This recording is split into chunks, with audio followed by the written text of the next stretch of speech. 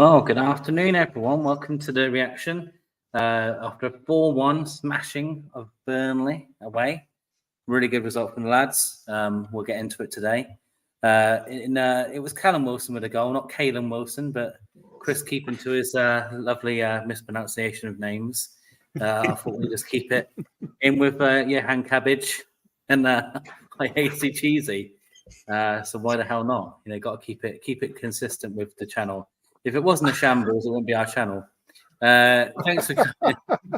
Hit the likes if you hate Sunderland. Join the channel. Give us £1 million super chats. That's what we want here. No, I'm joking. Anything is good. We really appreciate your support. Thanks for coming to watch along and following us over. A lot of you already have come over, so thank you so much for that. We really, really, really do appreciate it. Had a lot of views on there, so thank you so much. And obviously, we've got a great result today, so 3 points in the bag, pushing for Europe. We're ahead at the moment. Man United still to play on Monday, but we're on a good run, so nice. Let's get just really quick. We've got Lewis in the background, so I'll bring him in a sec. But yeah, let's get Josh, obviously, because Mighty Win was on the show. Josh, what do you think of that? What did you make of that, mate?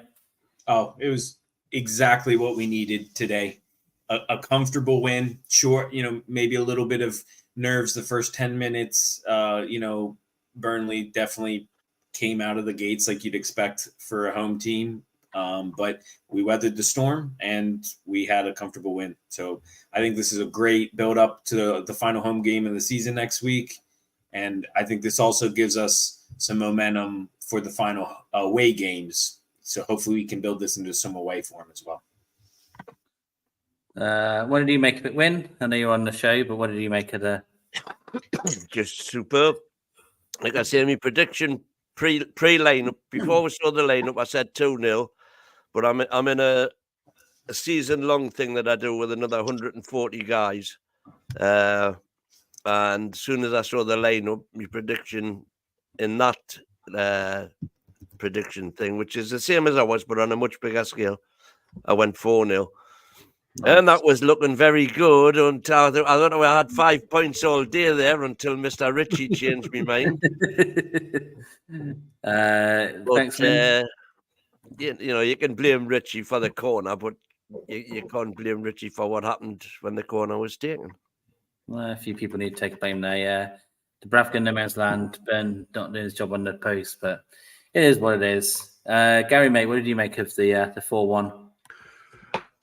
Well, I mean, if you look at the game as a whole, if you look at the amount of positives that just came from that one after 10 minutes, once we'd had a look at them, and that's what we were saying before. It's all about the change we've made this year because of the injuries. Is Eddie Howe likes to give the lads time to adjust to the climate. The amount of second ball wins you saw today was great. The amount of closing the space, and this is what we said, and this is where my criticism, and it's a critique, it's not a criticism, of Hall and Tino. They've got to learn this role. You have to mark space at times because by marking the channel, they lose that creativity, and they have to go to either a direct or they have to go short. And it just allows it makes the opposition change their mindset. And if that's what they've been working on all through the training sessions, it's the game changer. The professionalism, and I think that's something that we need to look at. Eddy Howe said yesterday, just naming the names on the bench creates that little bit of a euphoric reaction from the rest of the crew. And I think you could see that. I think you could see that change in that mentality, which brought that professionalism. It meant that the likes of Isak, Wilson could run for 60 minutes and burn the candle at both ends, knowing full well that we'd got back up. And I think our biggest problem in the past has been these guys have gone out saying, I can't get injured mentally. And it's pulled them back 5%. And we've struggled with that. Great to see Isak get 20 goals in a Premier League. The second only to Shearer himself, which was great. just going to jump onto the negatives, if I may, before you go to somebody else. Yeah. I can't believe that Matt Ritchie thought he was playing for Burnley. Was the first one I thought. That was a bit of a craze, but I mean, it happens. It happens. West Ham. It'd be best if they got a draw. Liverpool Spurs. And I still get a little bit concerned when we go a little bit gung-ho with the middle of the park. If I'm honest, we've got to learn, Longstaff or Bruno, but especially when we're playing that flat four, one's got to drop. We can't both go. And I think, again, it's about criticism. And it's not criticism, it's a critique. I think sometimes we go a little bit too offensive. Great for the Americans, that is, in the channel. Lovely to see them. Rather than having that one go and one sit. Because, again, it's about giving them the opportunity to change the way they think. The only other thing that I was going to say was their only goal. And, again, this is where we start talking about that being bullied off the ball, Hall. For their goal. That guy should never have had a jump. I know if you think about, you've got Kraft going out to the ball, but Kraft's running backwards because the ball's coming long. Hall's facing the ball and should be pushing that player and should be challenging the ball. So even if Hall can't get the ball because of the height difference, there should have been some hassle given towards the player. But it's a minor critique. It's not something that it's going to come with time. And if you think behind the, if you're going to be really critical of Isak, that was the poorest penalty I've seen him take all season. That was bad. Oh, it's terrible. Terrible. Yeah, it wasn't good. It wasn't good at all. Yeah, it was as like he'd scored before it even started, or before it even kicked the ball. But apart from that, mate, we've won 4-1. Very professional, great game. And it's only onwards and upwards from here. Yeah, that's right. All right. So who was next? Paul, I'm sure you gave your opinion. Who was? So everyone's given theirs. It's the go-to decided in. So Lewis. Okay. Let's go with Lewis real quick. Lewis, what do you think about the match tonight, man? Brilliant. Obviously, I'm doing it quick. I'm watching the sprint. I'm watching the sprint race at the same time. Yeah. But what do you have? I'm glad we got the win. That's 9. If you look, if we can't see them 2 goals over the 2 games, we've scored 9 past Burnley this season.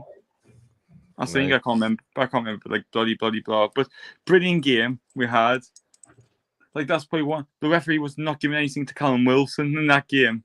You could see he was not giving anything. It was atrocious. Yeah, it was crazy. All right. Yeah. Go on, mate. Go finish. Yeah, and just look. Hopefully, Man United get beat on Monday. And I agree with that. And I'll see you later. I see you later. I'm off to watch the sprint race. Okay, mate. Well, you have fun, brother. You have fun. No Take problem. care of See you later, lads. Yeah, brother. See you. All right, Andy. What do you think about this performance tonight, my brother? You're muted. Oh, I muted you. Sorry. There you go. You go on. Sorry. We started off a little consistent of the last 3 games, and we started slowly. Let Burnley into the game, but then picked up things, got on top of them, stopped competing midfield, got at them. The goal come out of nowhere, really. I don't know if anybody else thinks the same, but in my opinion, it was really our first meaningful attack, and we get the goal. Once we got the goal, I thought there's only one team winning this. Few players that have had some big criticism lately, not just of, including myself, other players have stepped up. And I don't mean just by Longstaff's goal. I mean, a couple of times when Bruno got turned and a player had getting past him, Longstaff covered him. So he did well defensively. I think it's just an overall positive performance. And we're showing that if we can click, we will score goals. You know, that's 4 against Tottenham, 5 against Sheffield, 4 against Burnley. You know, people say, oh, well, you score 5 against Spurs and then 5 against Sheffield. Oh, just beating, you know, Burnley are unbeaten in 8 games. They've drawn 5, granted. Sorry, I think they've unbeaten 7. Yeah. But yes, they're not winning a lot of games, but they weren't losing a lot of games before we played them, especially at home. We've got to look at it, especially when you look at the bench. That was massive. having that off the bench for me. All right. That was the big takeaway. Yeah. Yeah. Let me go with Benjamin now. Benjamin, what do you think, man? You and Levi, welcome back on the channel. And Thank you. what do you think about this performance victory? You know? Amazing team win, Yeah. and I really loved the performance of Hall and Tino, especially Tino. He was doing everything. He was cutting through the middle, intercepting passes. He gave one or two away, okay, but even Hall defended better. Hall did well, and even Longstaff. I want to give the kid credit. He did score the goal. He gave the ball away a bit too. Okay, but Isak shouldn't have missed that pen. But it was a great team win. Love seeing J7 back, and the rest of them. It was a great team win all around. So that's what we're thinking. Yep. All right. Well, the good points right there, man. You stay on, no worries. And what did Levi? What was your Levi? yesterday, Levi? Man. I thought it was a great game. Everybody did good. Dan Burn played well, which I don't really want to say, but Why not? What was Whoa. Levi? What was your prediction yesterday? 3-1. Oh, I thought you said 4-1. Sorry. Well, you were nearly there. Yeah, man, almost Nearly there. Yeah. almost there. But I said 3-1 as well. And listen, I would have been happy with that. But 4-1, a good score. I mean, but just what I take away from this is just a victory. The way we won. I think I don't know. I can't remember the last time we looked this solid, even with Spurs, to be honest. But again, this is away, so that probably means more now that you can do it away. You can do it, against a team that's fighting relegation. I wasn't as a pessimist as the mighty win, thinking that Burnley were going to score six goals today. But at the end of the day, it was certainly a good. I mean, in the beginning, again, we were giving them the ball back. We were, we couldn't keep the possession of the ball, which was kind of a little bit scary. I don't know, but we fixed the issue earlier on. But what do you guys think about the overall performances just of Eddie? Did he do the right thing? He made changes, of course, after the 60th minute, but we were already, the game was already won by then. But what do you guys think of the game plan? Yeah, I mean, let's get into the discussion now. It worked. I mean, definitely, yes, we started off a bit slow, but I expected Burnley to come out fighting because they'd had such a positive result at Old Trafford and a positive performance that they were very good. They should have won at Old Trafford, to be fair. So I was expecting them to come out kind of all guns blazing, and they did a little bit. And like we said, just a bit of endeavour from Tino with a lovely turn and a really good run has caused the first goal. And then, like I said in the preview, as soon as that first goal goes in, the heads went. They were passing it to us. They were trying to play at the back, really dumb, giving it away to us a lot, overplaying. Burnley were. I mean, this has been the big criticism of the fans have had of their football is that he doesn't, Vincent Kompany doesn't react to this sort of game because it was a wrong tactic against us. If he tries to, I know it's not the best football, but if he tries to low block and tries to kind of, get a horrible 0-0 or a horrible 1-0, that's what I need to stay up. And the problem is that he's too set in it. He said it already. If we lose 5-0, I'll play the same next week. Blah blah blah. And that's going to be probably, sadly, to Burnley fans, that's probably the reason they're going to get relegated. Yeah, but he looked like a man under a lot of pressure today. He looked nervous all the game. Like I said, I'm not saying this is a report, but he looked like someone who's been told that he's going to get the sack because he looked very under pressure. Like you could see it in his face. The amount of pressure he was under. It's a lot there's a lot down there. So. But for me, I think Eddie got a spot on. The only negative of the whole game really is the goal. But, this can happen. We made a lot of changes. You have to remember that. You'll go into the fact of what happened with the goal, which will get analysed because we can't get done like that, no matter how many goals we are up. And then I think it's, again, we got a nice positive result away and not a performance away. What's happened to us? Yeah, man. Yeah, I think if you're we got measuring bodies back. Eddie's performance, it's got to be his best in a while. I mean, we were not just good, we were dominant. Someone said, I forget who said, Tottenham, we won convincingly, but it didn't always look it. And the stats for the match didn't necessarily reflect that either. It showed that we just hit them on the counterattack efficiently. This was the first time we dominated them.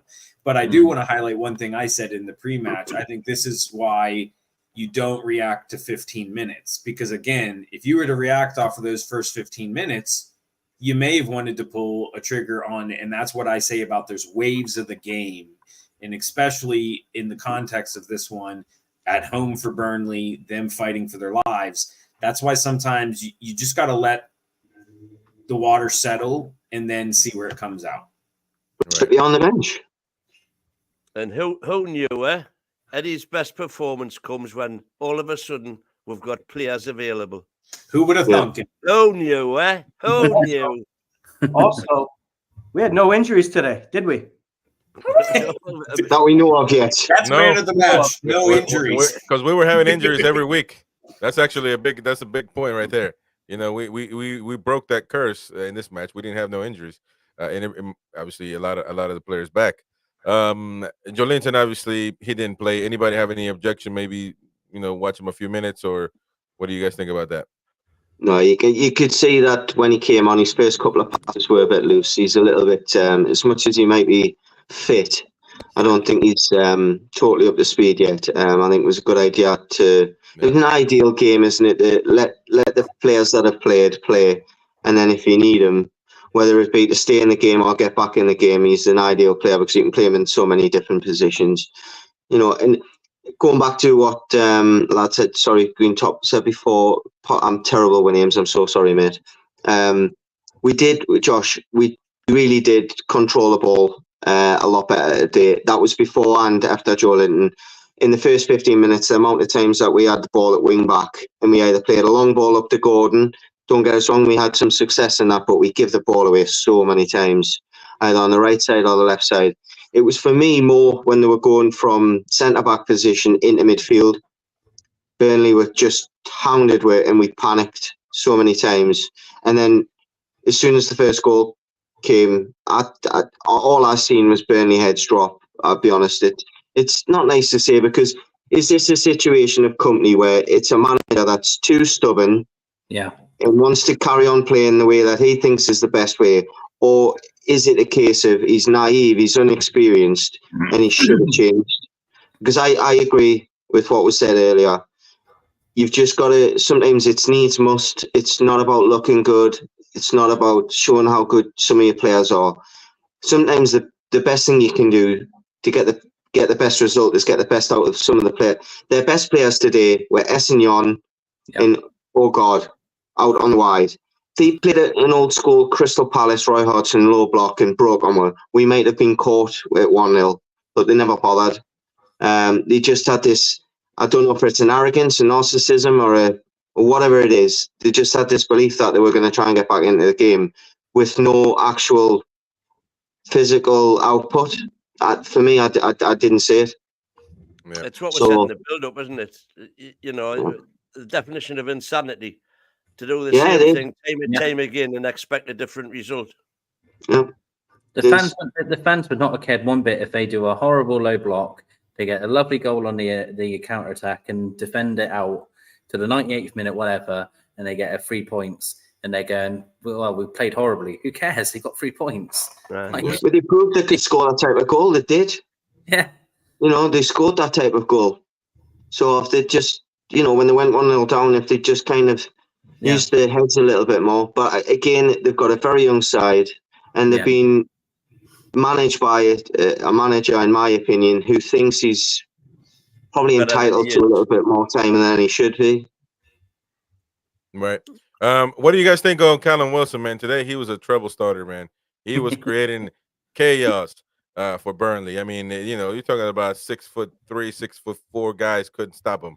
It was amazing to see. Hey, Callum Wilson. Ooh. I I wanna wanna know know when how you it's bring gonna that go. And there you go.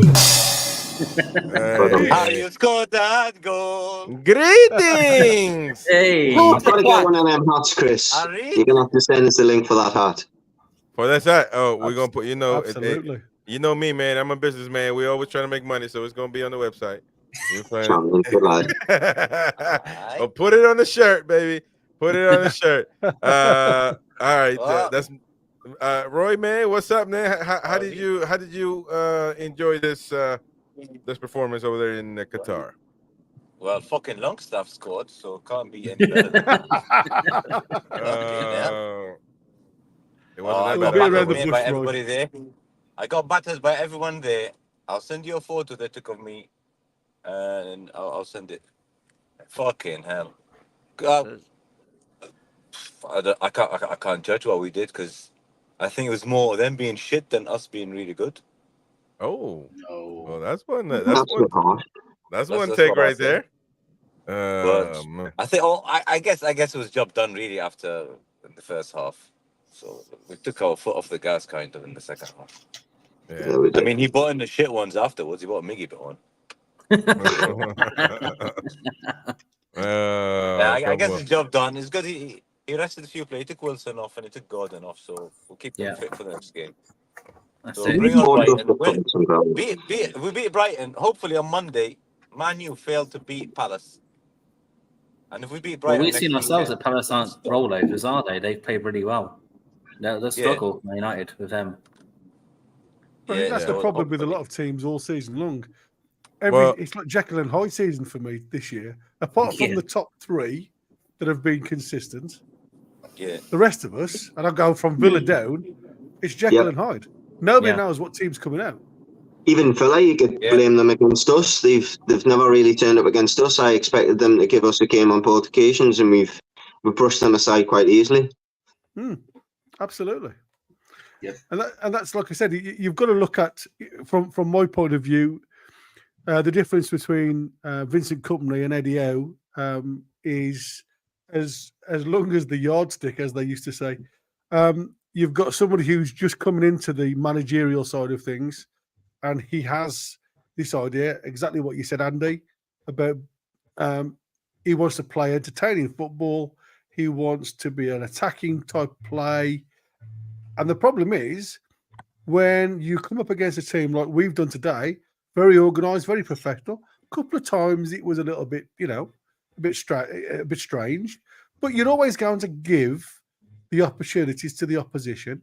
You can't always have, both feet in the front door. What I liked again, and I said it before, what I loved about today was that sheer, yes, you can have the ball in front of us, but you're not going to get it behind us. And it was that second ball. It was that's what I like to see today. We didn't see it at Crystal Palace at all. And we certainly didn't see it for, the first half against Sheffield United. And I think that is what we picked up today. And what I love again, and this is what I keep saying, is, I've heard all year round of certain individuals, not from this channel, but from others, the fact that Eddy Howe doesn't know how to change the side. You saw that today.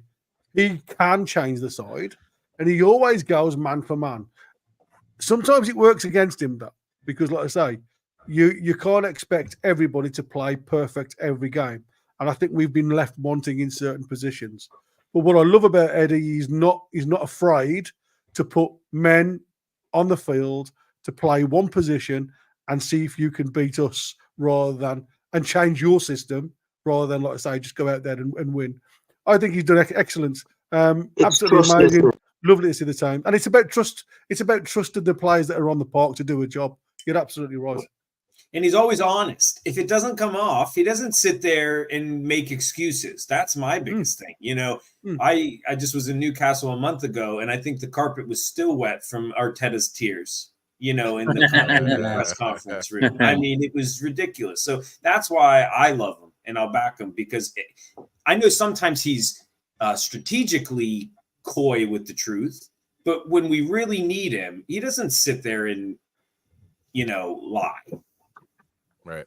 I have to confess, Josh, when we were going through that spell in December or November, December, even early January, when we were losing, I was an Eddy Howe out guy. I was. Boo. Yeah, no, you're right. I've changed that now. I was that guy, so I have to confess. But he's fair enough. Yeah, a lot of fans, if they were honest, mate, would put yourself in that same situation. And many fans have probably doubted if it was going to continue. I don't know if they were to the point of Eddy Howe out, but there was definitely a lot of fans doubting whether he was going to be the guy that was going to take one this season and get 6. Because where we were at that time, you bang on. Were we expecting this turnaround under Eddy Howe? Considering the injuries, considering where we were.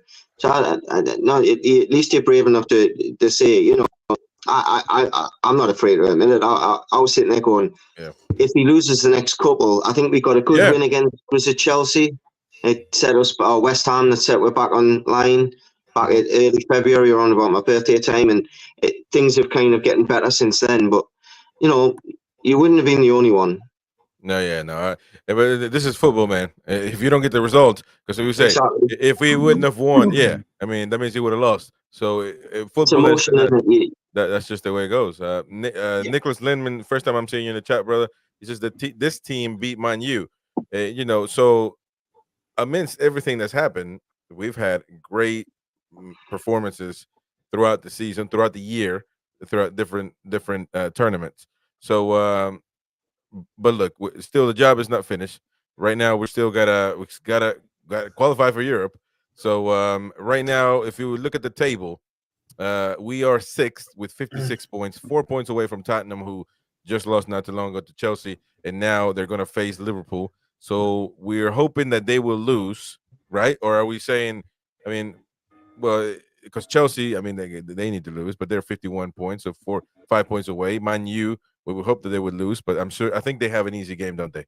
Or easier. Not Palace. I wouldn't say Palace is an easy game. So they're going to Palace. Yeah, okay. I would not say that's an easy game. Yeah, no, I didn't know. But well, yeah, they if they perform like they did against us, they should have a game.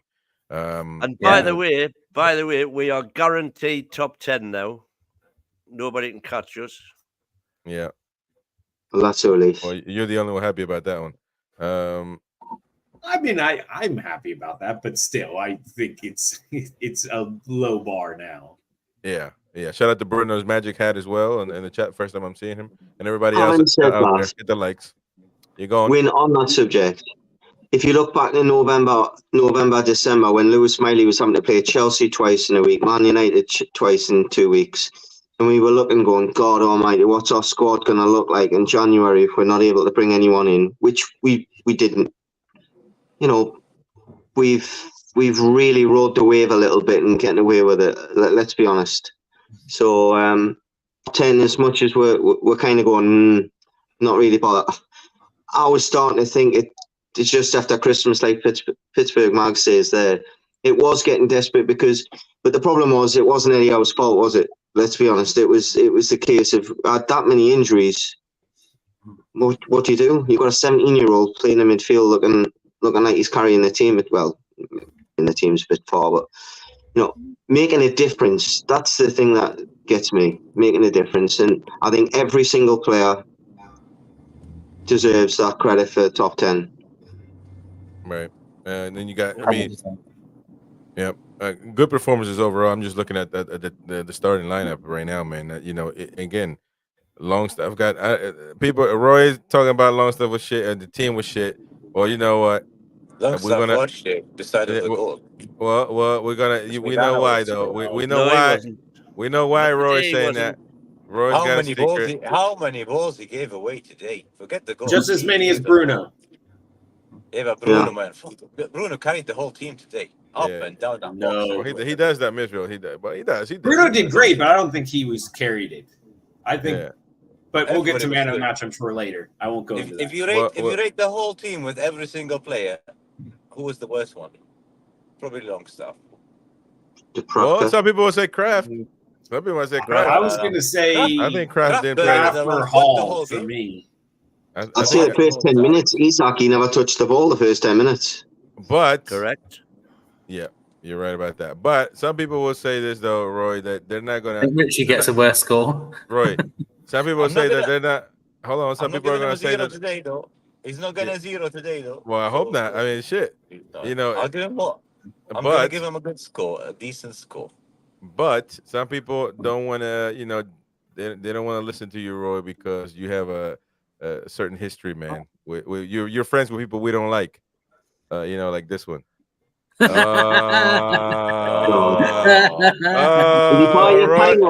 Roy's a Mackham. I was Roy, that game was wait, that was before we man. played Sunderland. That's his younger brother, that man. Come on, man. Yeah, that's not. And this is Roy's cousin too, by the way. This is Roy's cousin. No, that's not him. That's Roy's cousin. That's Robbie Fowler, man. Roy cousin, man. That ugly yellow shirt, man.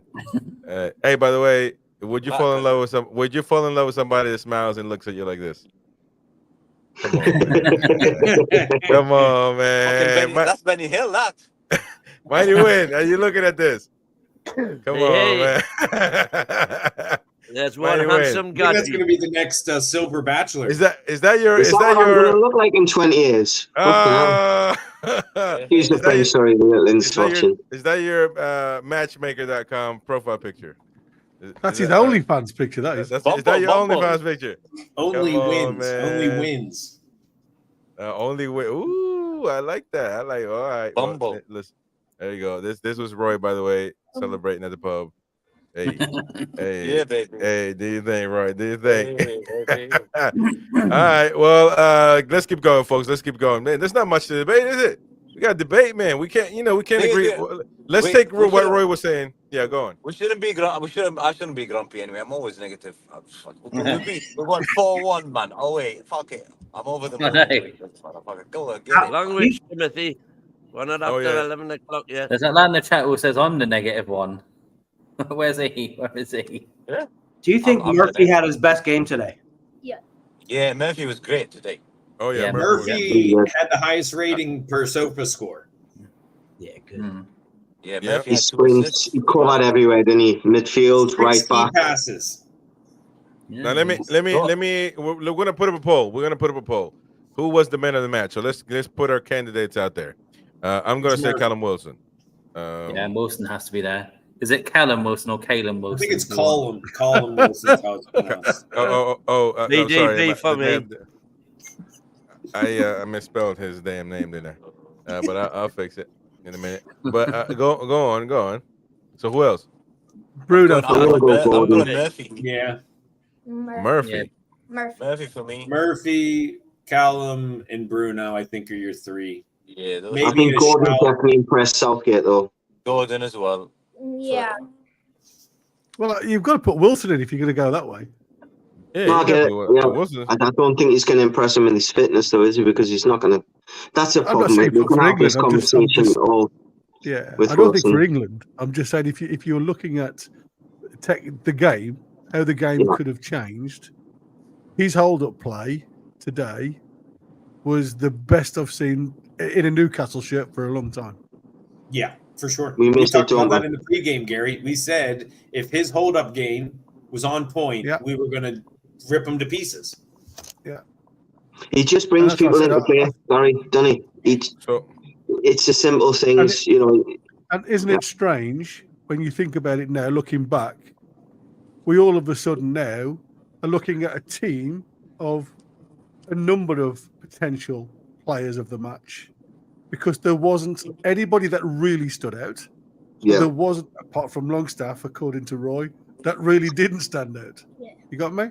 Yeah. I mean, Yeah. if you go onto the BBC website and have a look at our games, and these are people that have gone in, watched the game, and then obviously put their view forward. Even the likes of Joelinton, Richie, who obviously played for Burnley, was in front of Longstaff. Now, it makes me think that, unfortunately, and it doesn't matter whether Longstaff was on the King's lap these days, I think he'd still be last because I think that's the view that everybody's got of him. I didn't think he had a really, really bad game. Yes, he did screw up a few passes, but there was, like you said, Bruno did as well. But he, as again, for somebody who's having such a poor season, the will to get in that box to support the team, I think is something that you also have to think about. So from my point of view, I didn't think he was that bad. His runs into the box to break the defensive line are things that a lot of people don't see. I think I agree with you there, Gary.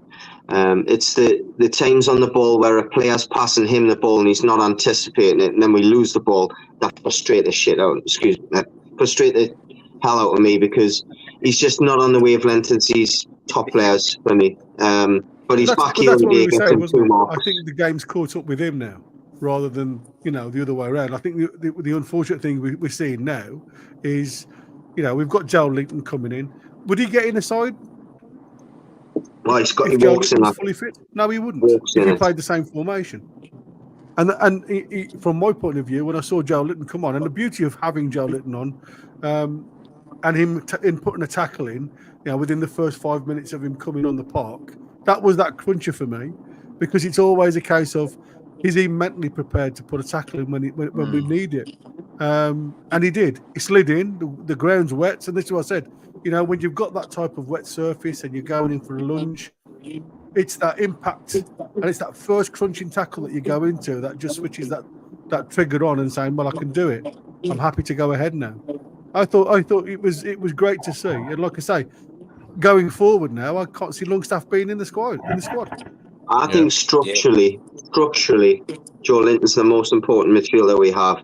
Don't get us wrong. Definitely. I know the most when it comes to attacking and playing the ball, but structurally, you can play Joelinton on the left side. You can have an injury, you can play him in the middle. You can have an injury, you can play him out on the left. You can have an injury, you can play him out on the right. You can play him up top. It just adds so many keys for Eddie Howe to be able to bring a player on and not affect the shape. Yeah. But you just look at what you've just said there, buddy. Is the fact that when Joelinton come on, he was the deepest midfielder we had on the park. It allows everybody else then to go and relax and go forward. And that's what I said. My biggest concern, and it has been from start to finish, when we've had, the likes of Miley, Longstaff, and Bruno in the middle, Anderson even, they're all forward-thinking people, and they always want to go forward and create space on the offensive side. And we have been caught out this season by the easiest way out, and that's just one ball over the top of the midfield. And there hasn't been any cover whatsoever. And today it was lovely to see every time Burnley tried that ball out as an escape route, it was picked up and cleaned up. And that to me just proves that, this lad, I feel, under Eddy Howe, and again, I'm putting him on a pedestal and I hope he doesn't fall off it. But we have got a different player with J7 than we did under Steve Bruce. Totally different player. Oh, of course. And it's because he's starting to read the game a lot better. He sees the game a lot more from that deeper position. And to me, he's as important in that side as Bruno. Yeah, I honestly think any of the top 4 sides would take him.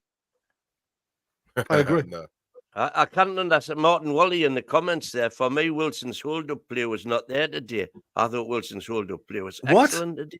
No, I think what he's saying is he went down easy a couple of times trying to buy a foul. He got fouled a couple of times. Then he was trying to buy a foul. Well, he wasn't playing with his back to the goal, like holding off. You know what I mean? He wasn't. The ball went up at times, and he he is a tough guy. That one play that we scored, the second goal was it with the first one? He's running against this 7-footer next to him. And that defender cannot move that little guy, Wilson. He just can't. And so essentially, that's. I don't think people appreciate how strong Callum Wilson is. Yeah. And he was very active, man. So my question is for everybody in the panel: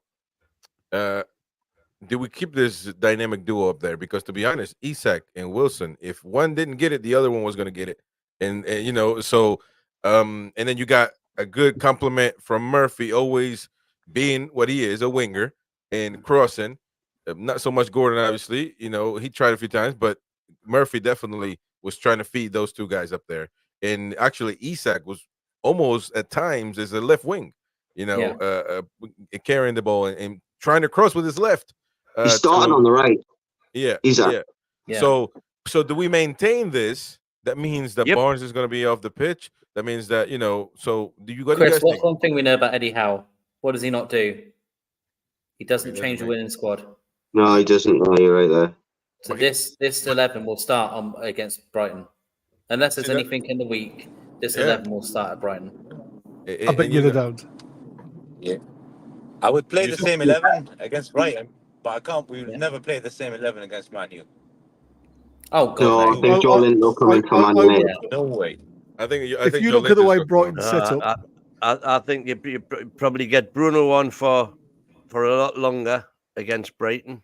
Get their minutes in his legs, and Bruno's G7 starts against Man U for me. Oh yeah, definitely.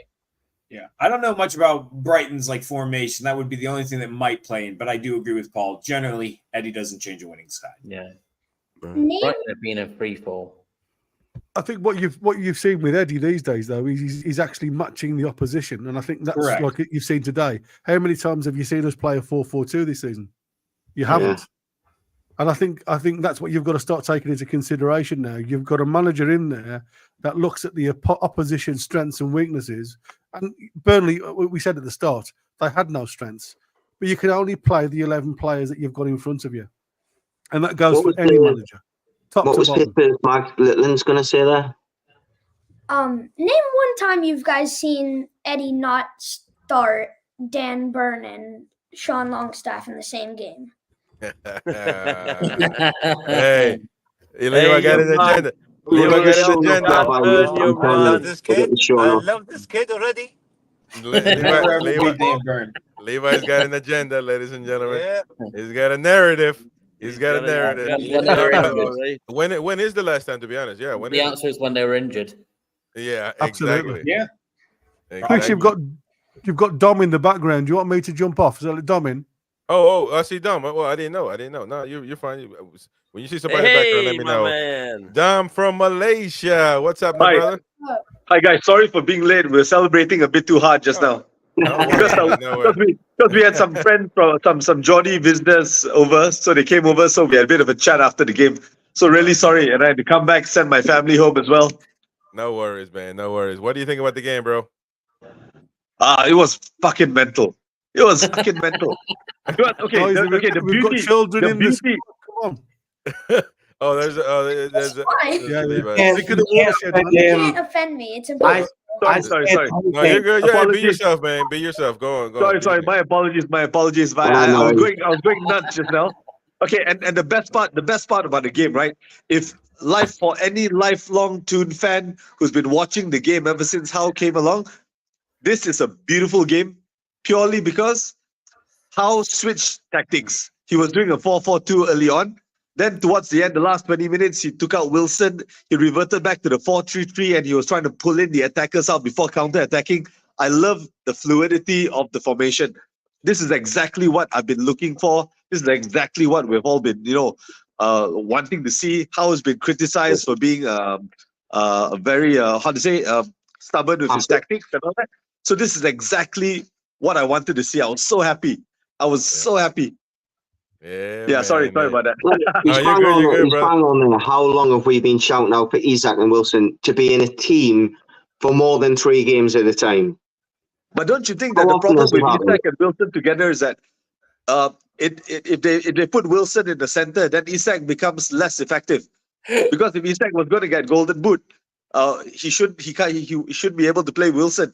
I thought once they pull Wilson out, then Isak would be more central, but then they took him out. They put in Miggy in the center, and Miggy wasn't as effective as Isak. So I thought if Isak wanted a second goal, I thought they should have pulled Wilson out a bit sooner. But I think out of respect, maybe, I don't know. Yeah, I don't know about you guys, but I thought Isak today, when he went out to the left, got in the game. Thank you to Tunmik for becoming a member. By the way, thank you, brother. Appreciate it.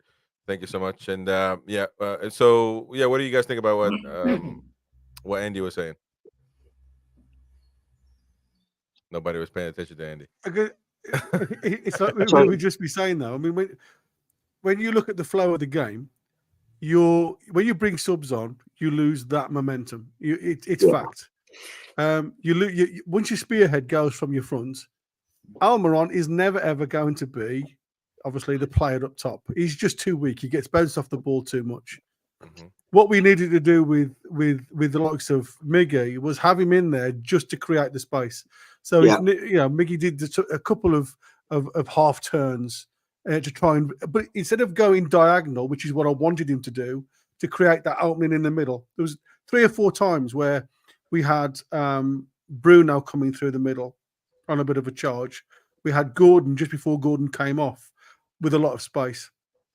If there was a little bit of an angled run to pull that centre defence away, it would have been a walk through to the middle of the park. And that's something that I believe, and again, it's about putting numbers in the right positions. We know Almiron's not a centre forward and he never will be. Well, we know Jay think Seven's not a centre forward. And Miggy only touched the ball 3 times, I think. 3 times. Yeah. I think it was the week he was doing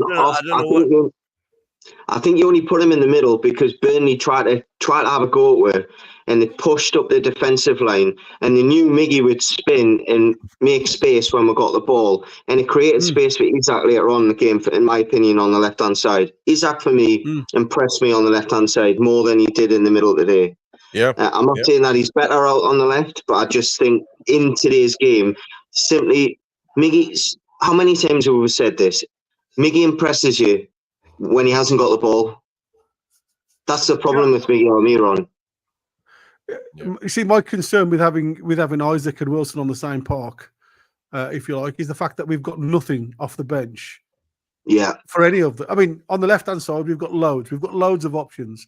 And that's why I keep saying I think he's wasted. Today's totally different because, again, you've got a manager who's put a team out there to compete with Burnley. You won't see that same team against Brighton, whether it's a winning side or not. Because you can't have the team that started today play against Brighton because of the formation of Brighton. And to be fair, Brighton are playing for nothing. So from my point of view, the games that I've seen against Brighton recently. Sorry, mate. Brighton have got their flip flops on now. They can't get Yeah, anywhere. that's what I said. The Brighton have got absolutely nothing to play for, and it's going to be a case of he's going to be professional. He has to be professional, and it'll be another 10, 15 minutes before you'll see the true performance of the team. Because and again, he said why should it be another 10 or 15 minutes before we get a true performance? Why? Because that's what he's doing now. Yeah. Because that's, as a professional, when you look at the performance, well, he shouldn't be doing it. If that is deliberate, then it's ridiculous, and I don't think it is. I don't think it is designed. So you don't think that's deliberate. Done on purpose? No, to sit and watch what's going on. Nah. So how come we've seen that now for the last 5 games? It's been a constant. You tell me a game. We're not starting well. So what I'm saying to and you that is don't needs concede. That needs to be bashed out the players, and they need to be told, this is no good. Yeah, but if you can't do the press win, right, and this is what it's all about, you can't keep having lads that aren't fit to do the press. We haven't got the lads in the background. Hang on. We're not having that excuse now. There's nobody not fit now. Yeah, that's what I'm saying. These lads are just coming back from injury. You can't expect them to be 100% straight away. Joelinton's been out for months and it's his first. No, but he didn't start. No, he didn't start, but he's not fit. Let's be honest, otherwise he would have started. The starting 11 were all fit. Yes. This one, yeah. And we're not saying they weren't. What I'm saying to you is, but why go out gung-ho and leave holes like we did against Nottingham Forest, against Luton? Well, these are small teams. Not gung-ho leaves holes just the same. Burnley could have had a couple again in the first 10 minutes. Absolutely. And Sheffield United did. And that's what I'm saying. Anybody at any time can score against you. And that's what I keep saying. It's about holding that shape, keeping that shape, and then building on the shape. The thing is, when is the last time? The shape should be there, surely. You shouldn't have to, it shouldn't take you 10 minutes to get the shape. I agree with what Wynn's saying. I think to back up what Gary's saying, I think what he's trying to say is it's a little bit like a boxer. In the first round, you're just trying to see what's coming at you and then adjust. But I agree with what you're saying, Wynn. we've had a consistent thing, and this backups both arguments, where in the first 10 minutes of games, we're giving away chances. Now, in some games, that could have cost us. If that's a Liverpool, it costs us, and we're having to come back into the game. So it does need to be addressed. But I do see what Gary's saying. When you haven't got the numbers off the bench, you can't break your neck from the first minute till the 90th minute when you have got legs off the bench. I agree with that. Now we're starting to get players back. Now Mark Kerrigan is saying, players on the bench hold on. Now we do. Yeah. Mark Kerrigan saying Newcastle won, for fuck's sake. Yeah, well, I mean, yeah. So you have to give Burnley a little bit of bloody credit as well. Yeah, you have. Yeah, they're always going to come out and try and play in the first 10, 15 minutes because they're trying to stay in the league. They're trying to stay in the league. Yeah. And Eddie Howe might have said to the lads, like, let them play and we're going to try and counter whatever. Well, if Eddie Howe has said that, then I'm not happy with Eddie Howe. If Eddie Howe has said to the players, let Burnley have the ball for the first 10 minutes. But how is that then any different than Company? You said Company's too arrogant to change his tactics, so you should just never play to the moment within the thing. Like, I love you, but again, that's a tactical thing. You got to be realistic sometimes and know that they're going to come out for the sucker punch. So don't give them the open window to sucker punch you. But that's what we've got to remember. The two teams that we've played are fighting for their lives. Yeah. Agreed. You know, their wages is going to get cut in half next season now. They're lads that have got mortgages, and you know they're going from probably 10 grand a week to 5 grand a week if they're lucky next year. Some of them.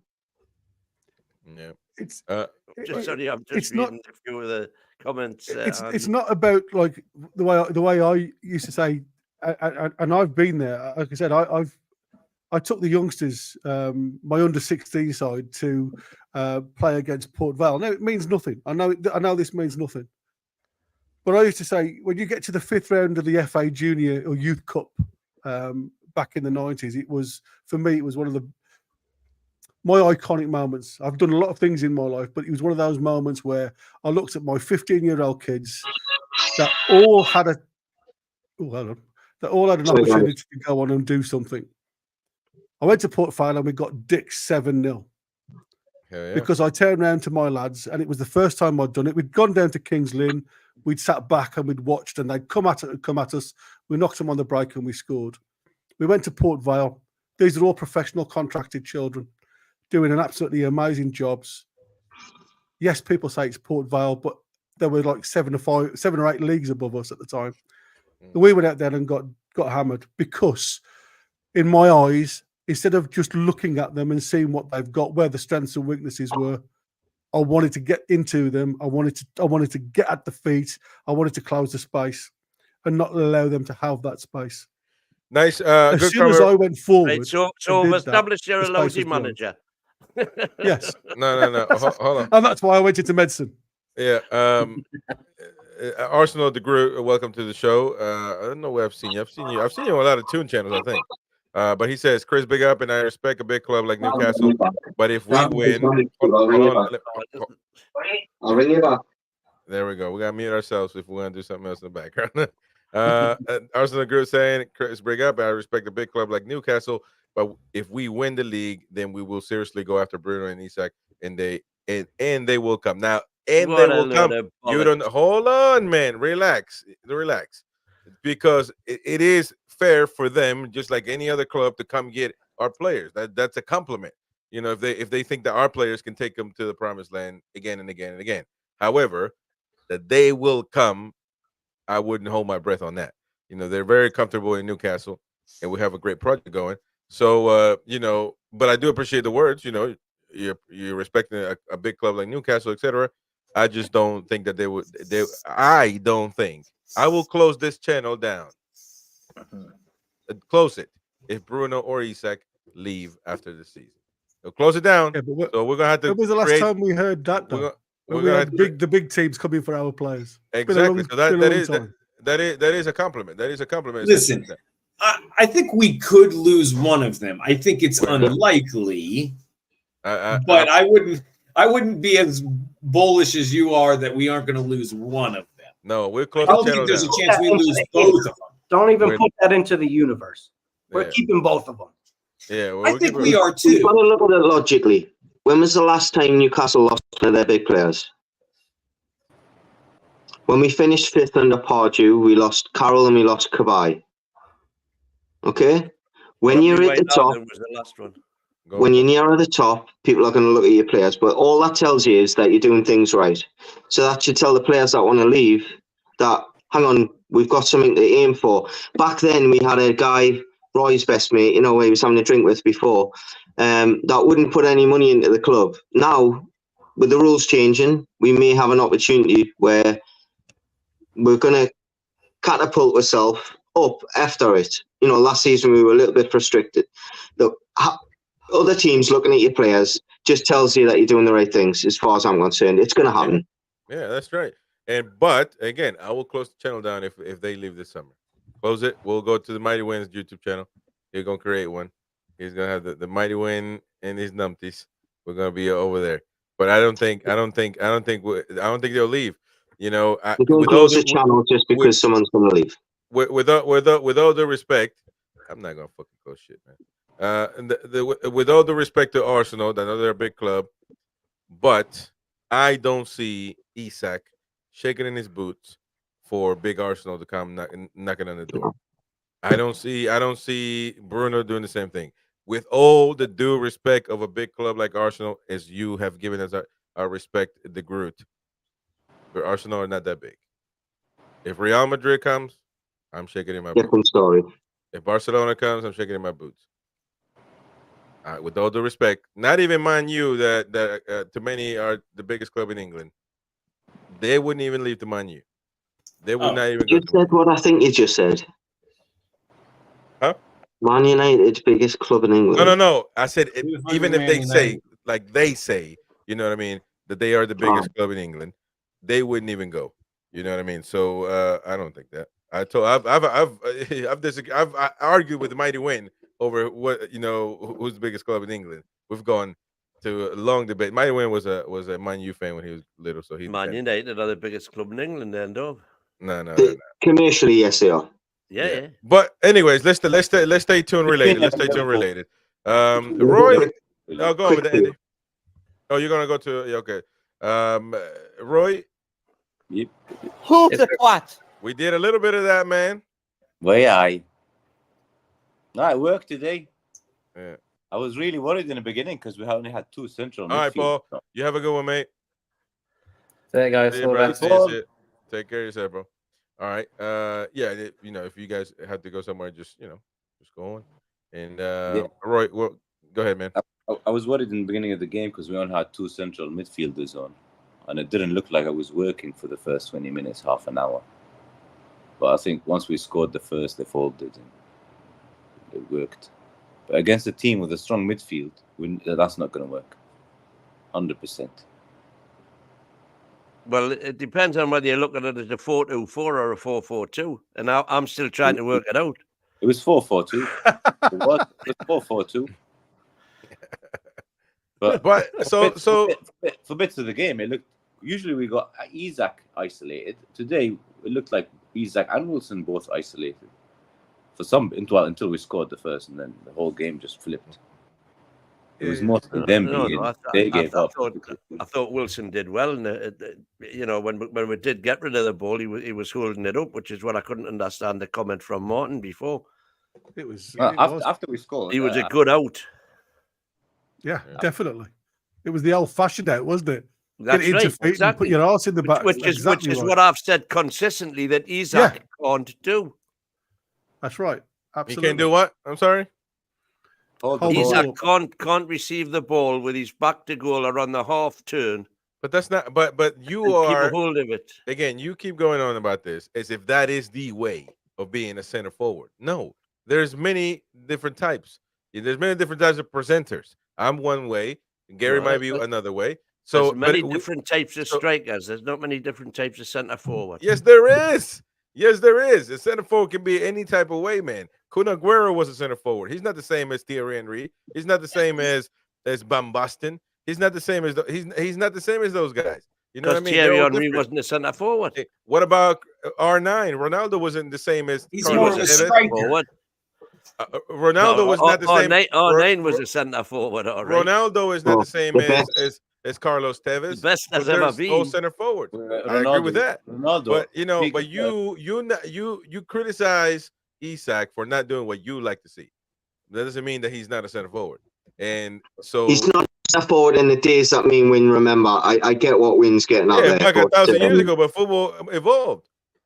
Football's evolved. You can look at the typical centre forward nowadays. You've got Lewandowski, Kane, say someone like a Vlahovic, or I don't know who else is big and strong. Antonio.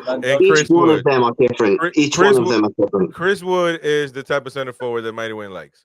That dude in the middle, tall, big, and just headbutts goals in. That's the type of. Exactly. So, but you can't. R9. He was the best I've ever seen. He was never back to the basket. He out dribble everybody. No one gets the ball. Back to the basket. I'm sorry. Back to the goal. Yeah.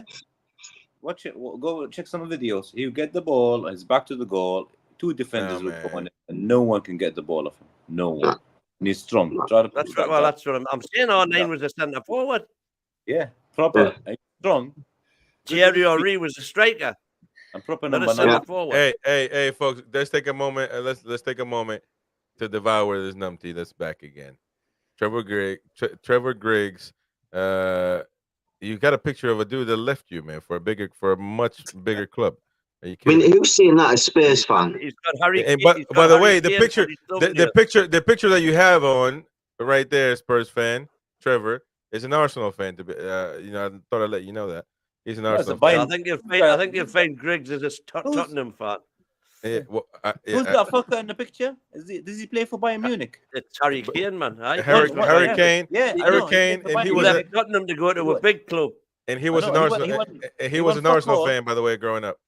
Wait, he won fuck all with Spurs, and he's going to win fuck all with Bayern Munich. Hey, Roy. Their trophy cabinet is the size of a borrower's drawer.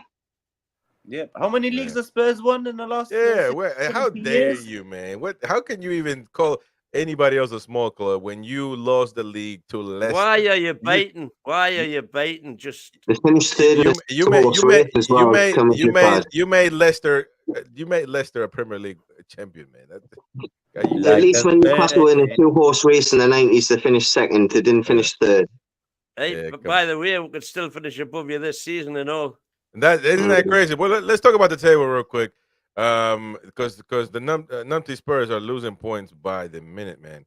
They're like a sunken ship. They'll get taking water.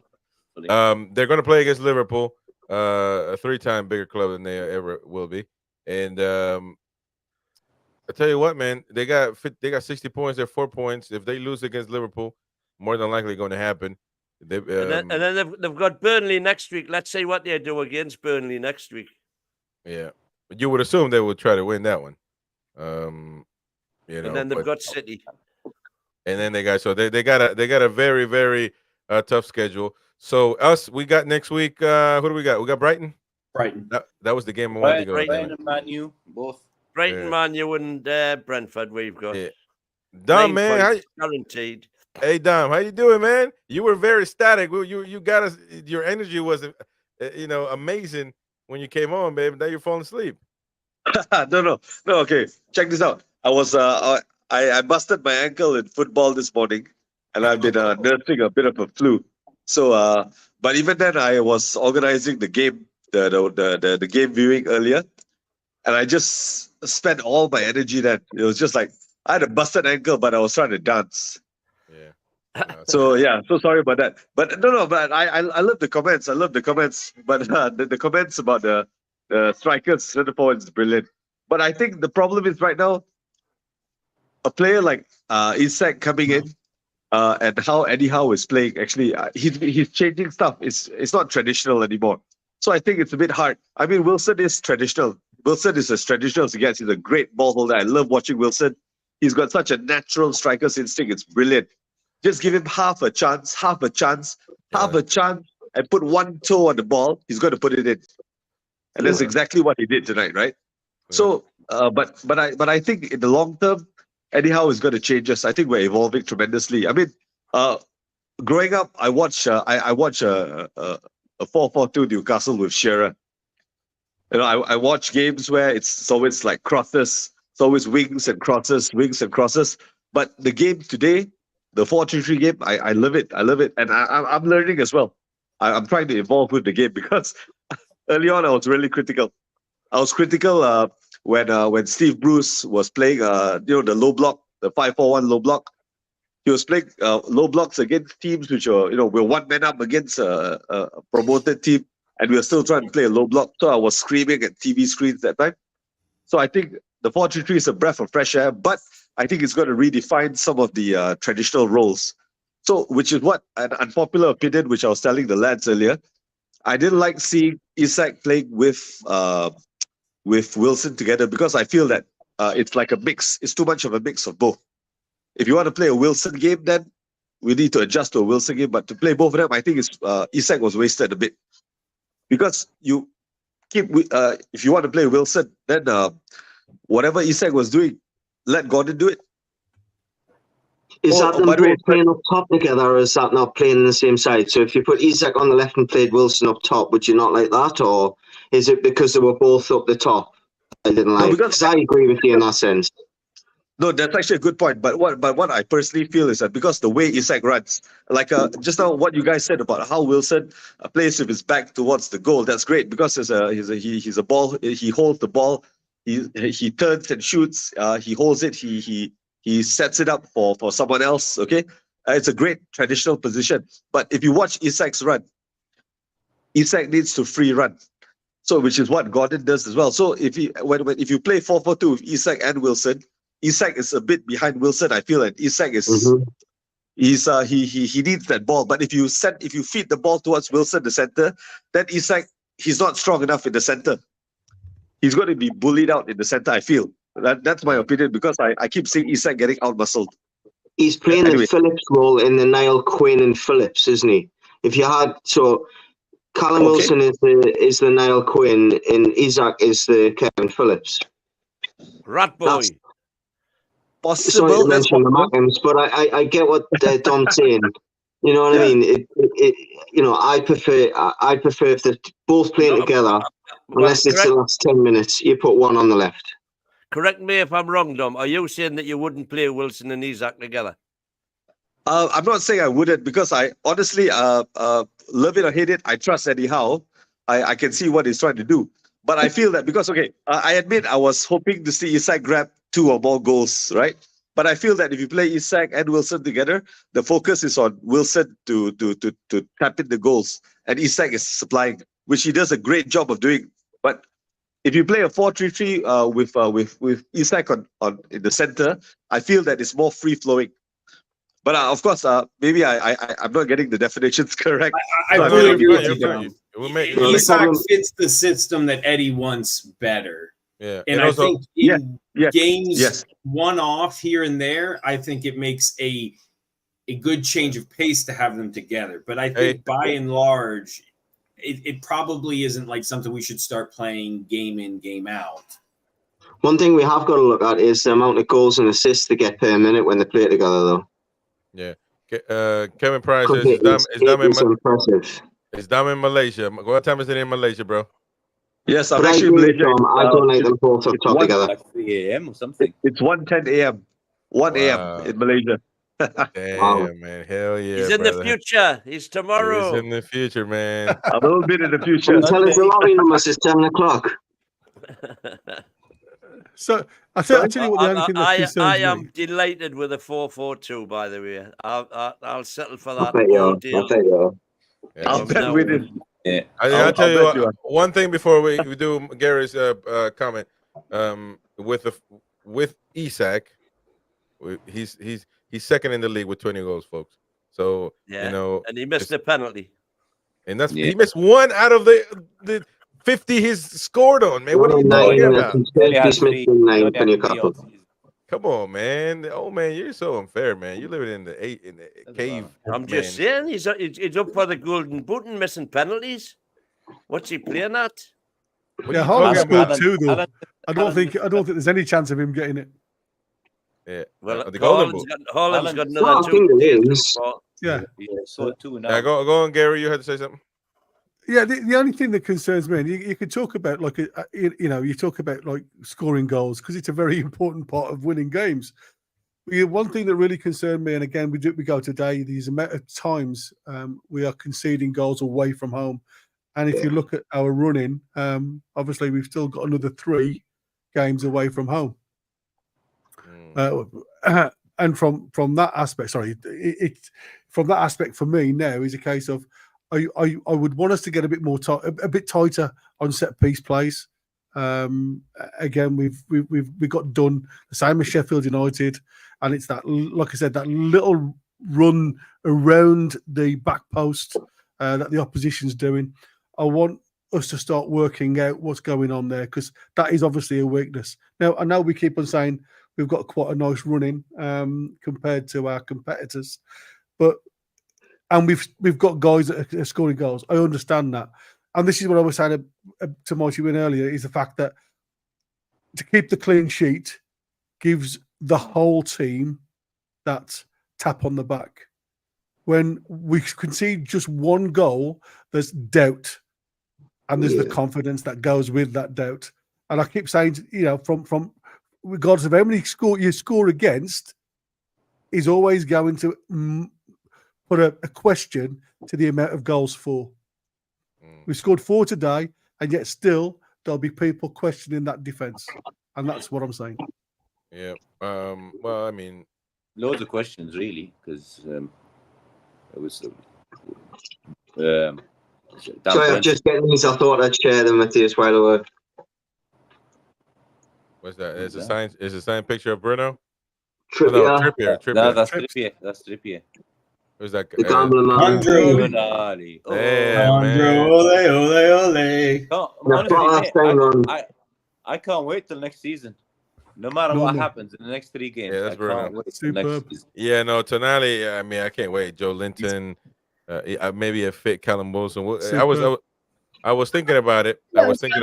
And I was just, I would not sell Wilson. Well, I was thinking about Wilson, and I've said this season that maybe it's time to move on. But then today, I haven't seen him play in a while, obviously. Then I watch him today, and I'm like, man, it's just. You wouldn't get a replacement. Can't make it off of one What game. you're going to get for Wilson, you're not going to get anyone in the same universe as him. If he could just stay healthier. The only way for him to stay healthier is to manage him. 60 minutes here. Absolutely. Half an hour there. Don't shove him for 3-4 games. He should always be your number 2 striker because he changes games because of the style of his play. If you've got somebody the same as Isak now, you mirror. What's he? Come on, Win. What are you shaking your head at now? No, because I say you start your best 11 as we did today. Get a 3-4 goal lead. Yeah, and but then what are you take them off? But what are you gonna do when the player keeps getting hurt? You can't just if it's too much for him to keep playing non-stop. Hold on, Chris. Hold on. Well, hold on. He's Josh Longstaff gotta go. your best 11. Hold on, Josh gotta go. Josh, we'll see you later. There you go. Yeah, one quick thing. Can I make one? I know it's jumping topics. Sorry to break it. Just to give a little bit of Longstaff defense, because I know we won't be able to give him much love many other games and as much.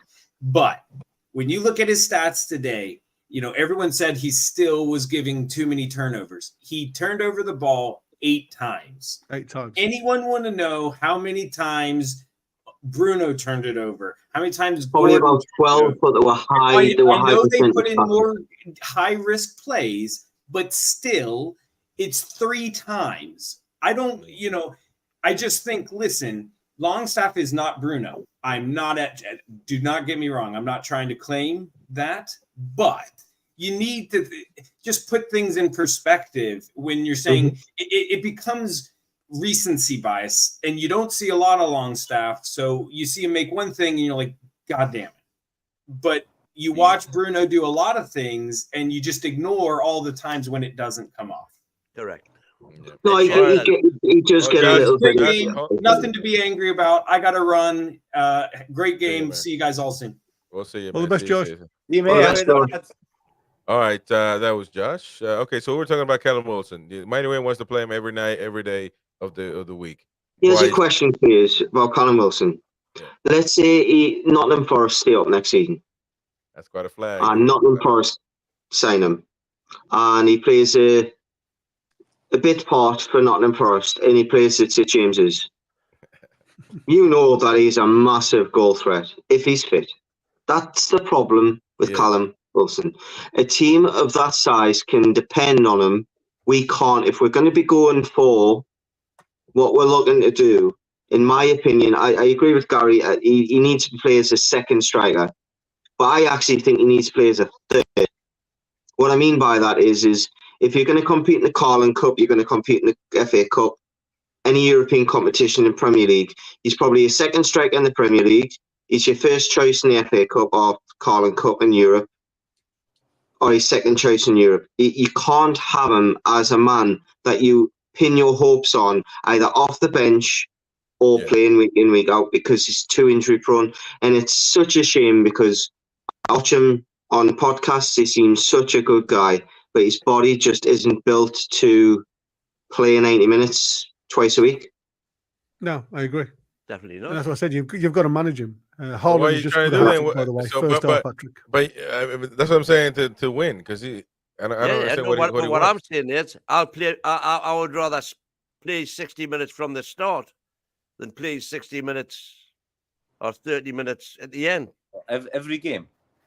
Yeah, he wants every game. No way. With the exception of let's assume we started with today's team, but we had J7 in instead of Longstaff.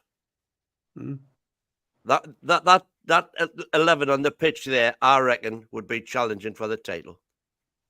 Not against. If we'd got somebody else on the bench that could go up front, I agree with you. Well, who else could go up front? I've made no bones. Our number one priority in this summer should be a striker. Absolutely. Yeah. Okay, wait. I've got a theory. Let's say we're playing Man City. They've got 5 in the middle. You think Longstaff and Bruno will handle those 5? No chance. I've just said I don't want Longstaff anywhere near it. Even Joelinton will not handle them. You will have to pack the midfield as much as you can just to compete with them. You go 4-4-2 against Man City, Arsenal will get battered. Liverpool even will get battered. I've always been the opinion if you play Wilson, that's exactly what Man United did to us in the Carabao Cup final. They flooded the midfield. Yeah, weaker teams, though, you're chasing the game, I would do it. But I wouldn't go 4-4-2 is gone, man. 4-4-2 is like 1980s, early 90s. It's gone. Damn, you can utilise a 4-4-2 the same as you have today against the right opposition if you go man for man. Yeah. It works. It wouldn't work with everybody because you're right. It's an old way of playing these days, and that's why Vincent Kompany was criticised from the start, because that's the type of the play that he likes, and he's trying. Roy, it worked today. That's all that matters.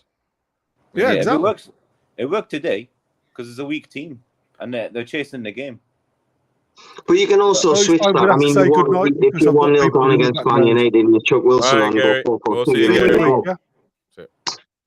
So, yeah. Oh, that's Gary. No. Who's gone? Can't take it. Gary had to go. Gary had to go. We're about to finish here in the next few minutes. Somebody predicted 4-1. Who did? Nobody. I actually put a bet on it, but I had Isak first goal scorer. Nobody predicted 4-1. Oh, good then. Okay.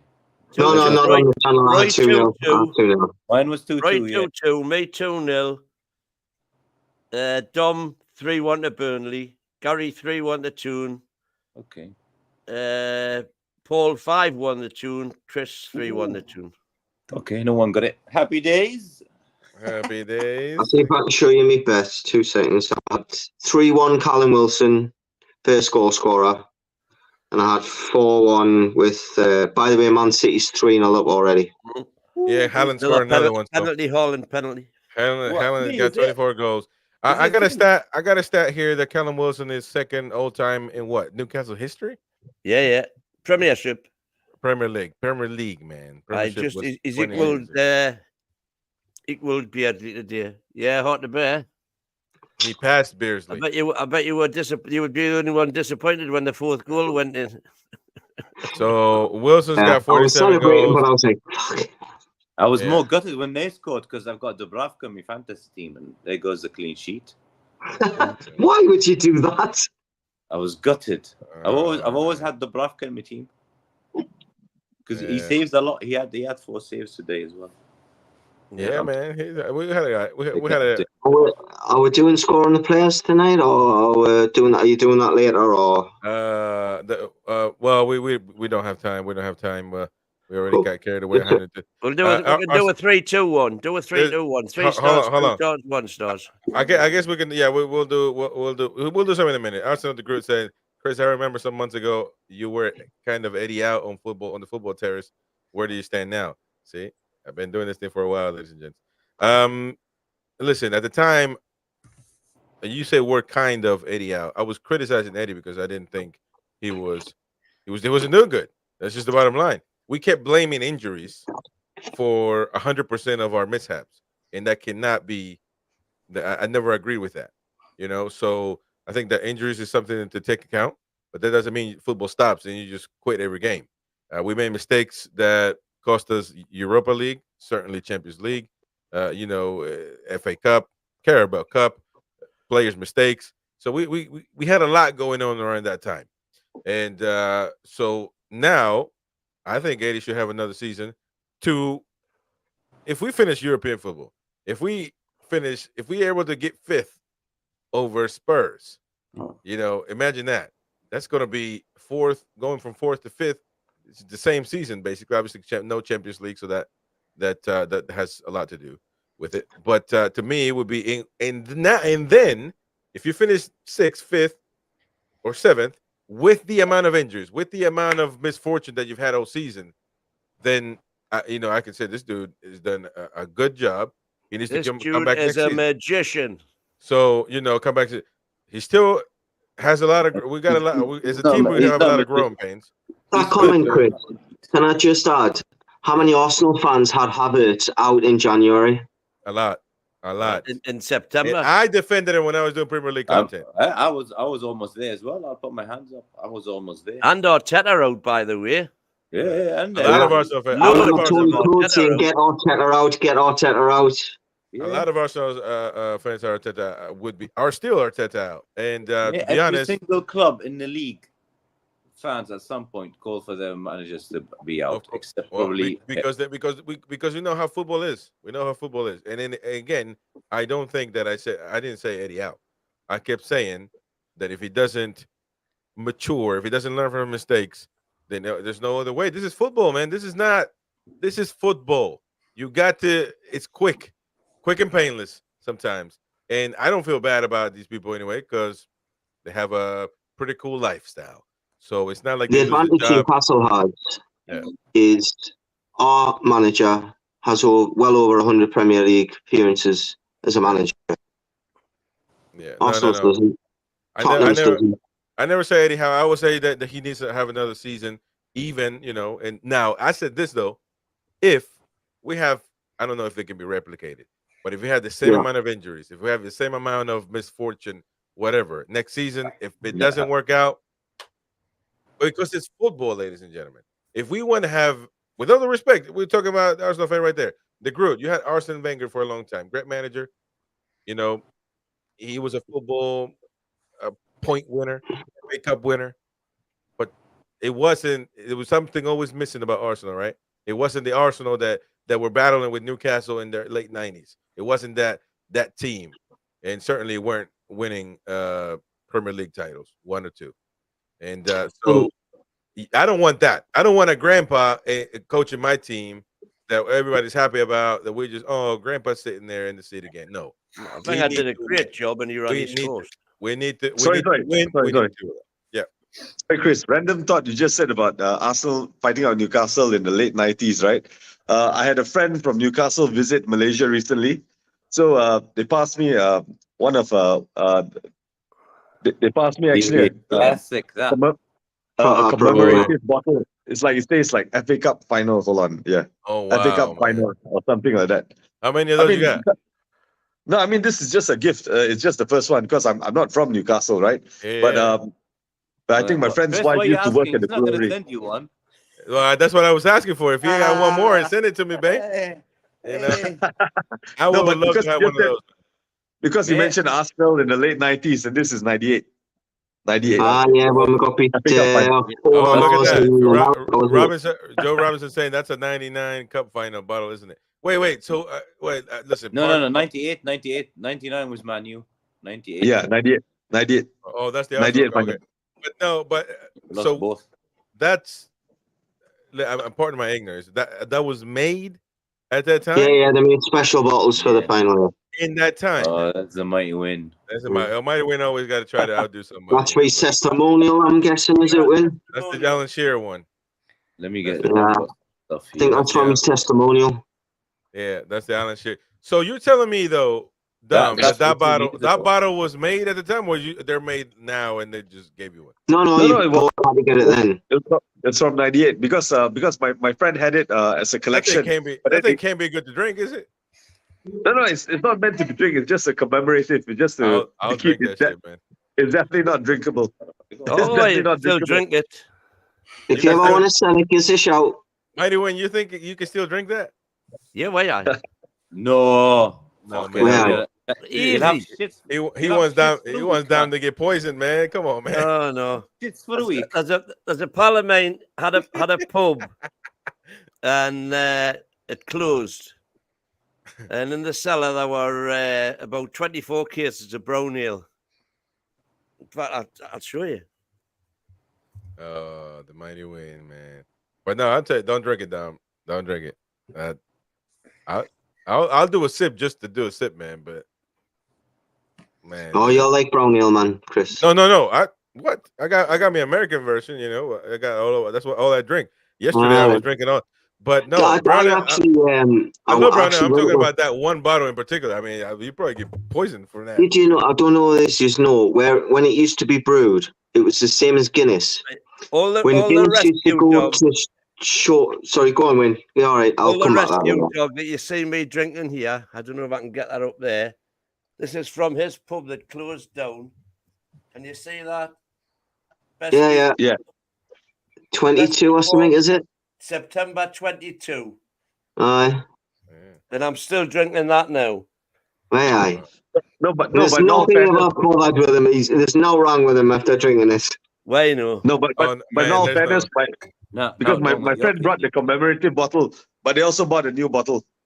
This You is got for two, drinking. man. This is for drinking. The other one is just for show. Oh man, no, I don't know. The Mighty Win said drink it. Don't drink that, man. I Don't drank drink the other one. Going back quickly, sorry, it's a bit off subject, but did you know? I don't know if you have been to the brown ale was the same as Guinness back in the day. When it was sold to places like South Africa and all that, it's brewed at a higher percentage because it's got to travel further. The percentage has got to last. So if you drink it straight away, it's probably 9%. Whereas when it's going to Europe, it's brewed at about 6%, so it's 5.2 when it gets there. And when it's in Ireland, it's brewed straight away, so it's 4.8. Because brown ale used to be the same. My dad was saying to me that when he was a young'un in the 50s and 60s, when you could get a bottle of that, and it was meant to be long distance stuff, it was potent. Well, I'll tell you what the exact difference is because I used to work on the brown ale production line. Yeah, you'll tell us, and please. And anything that was going further than Darlington had to go through the pasteurizer.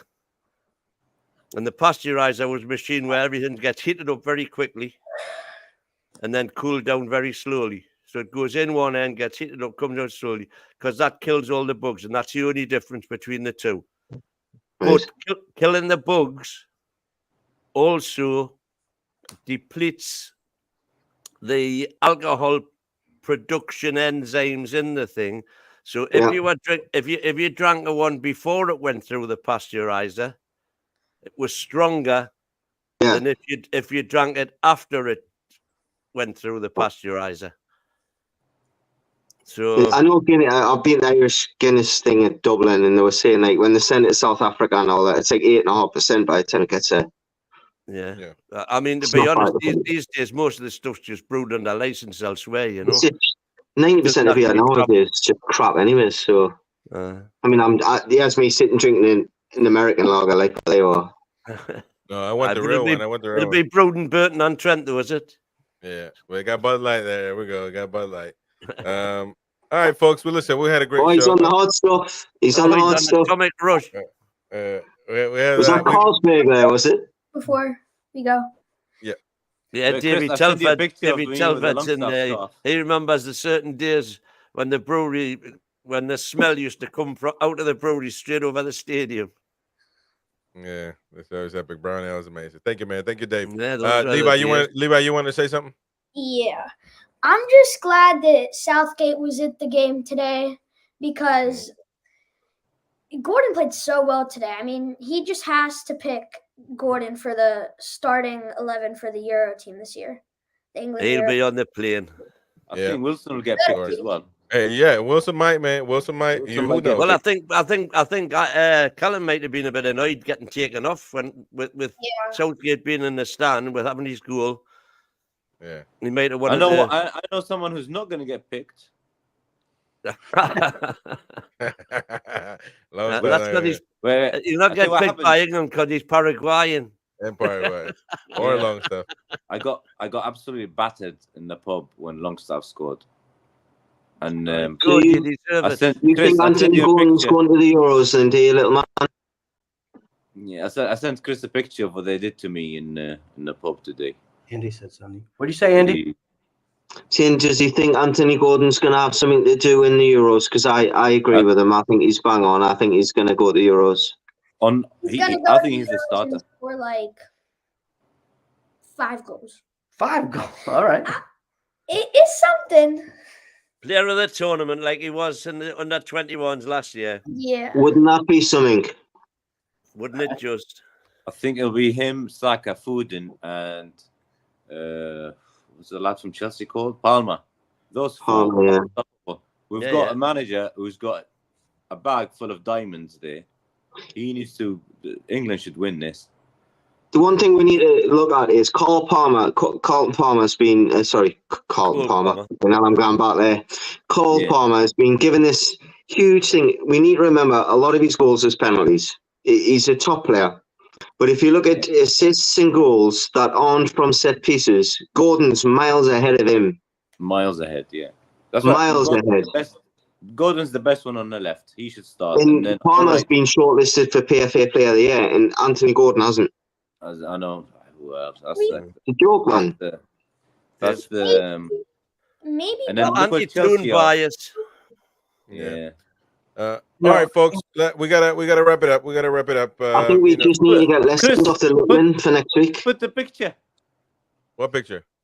I sent it. Oh, you just sent me something. That's what they did to me in the pub today when Longstaff scored. Let me hold on. Everyone jumping, and there's me going, "Oh, flipping." You didn't celebrate. Nah, Paul come on. did say he was going to score. You Paul didn't. You didn't celebrate the goal, man. That's not good. You get to celebrate. There's the picture. Yeah. So they did. Keep me his head warm. Longstaff scarf. Oh, is that what it is? It is, yeah. We'll never. Yeah, that's cool though. I had to keep it on them for the rest of the game as well. Yeah. I wrapped it on me heat like Rambo. Yeah.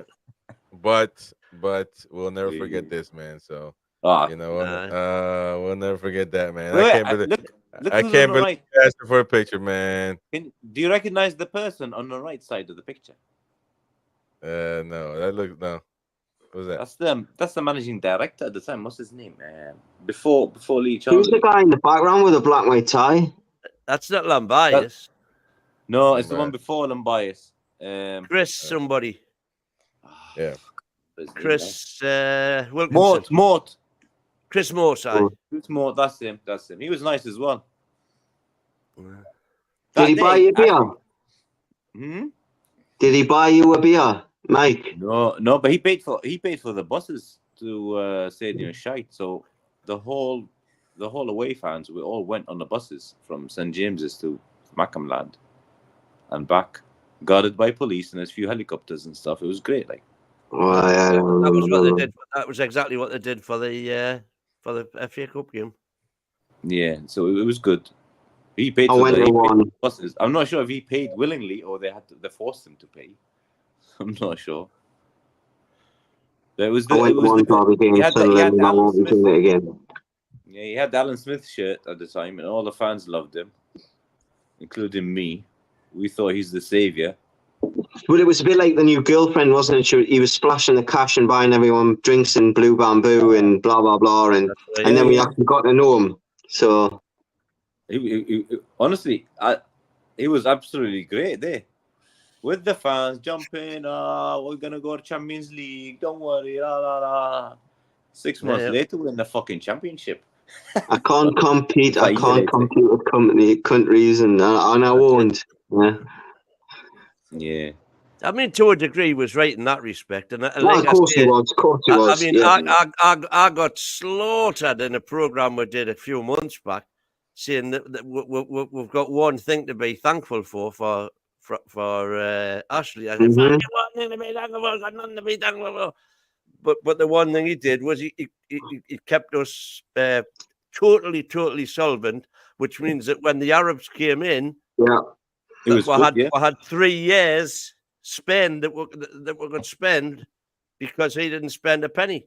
If he didn't balance the books the way he did, we wouldn't have been able to buy the players we did. It's as simple as that. That saved us from relegation. That was the problem I had was I was absolutely slaughtered on air.